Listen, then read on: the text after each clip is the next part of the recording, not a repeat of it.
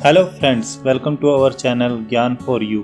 दोस्तों, इस चैनल के माध्यम से आप देखेंगे आध्यात्मिक, देश दुनिया और वास्तुशास्त्र, घरेलू चिकित्सा के कुछ अचूक गुणकारी उपाय।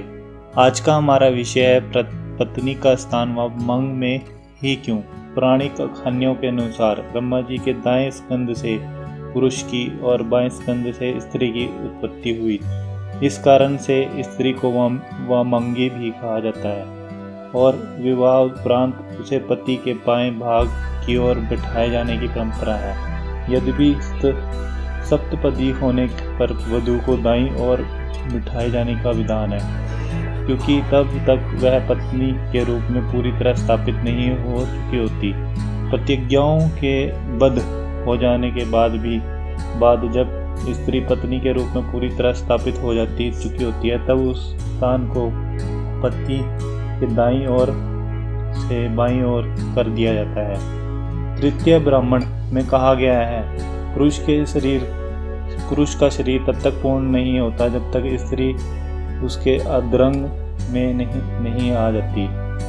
यहाँ एक विशेष बात पर और विचारणीय है कि जब पुरुष प्रधान धार्मिक कार्य जैसे यज्ञ, नामकरण, जातकरण और अन्नप्राशन और निष्कर्म संस्कार, विवाह और कन्यादान आदि संपन्न किए जाते हैं, तो उस समय पत्नी को दाईं ओर बिठाया जाता है। इसके विपरीत स्त्री प्रधान धार्मिक संस्कारों में पति के वाम अंग की ओर बैठती है।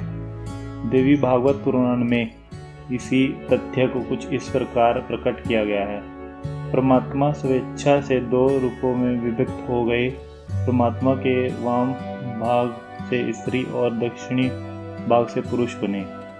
संस्कार गणपति में पत्नी को सदा ही वाम भाग की ओर उठाने का निर्देश देते हुए कहा है। सिंदूर दान, भोजन, शयन और सेवा के समय पत्नी को सदैव पति के वाम भाग की ओर ही रहना चाहिए। इसके अतिरिक्त अभिषेक के अवसर पर, आशीर्वाद के समय और ब्राह्मण के पाद प्रक्षालन के समय भी पत्नी को वाम भाग की ओर ही रहना चाहिए।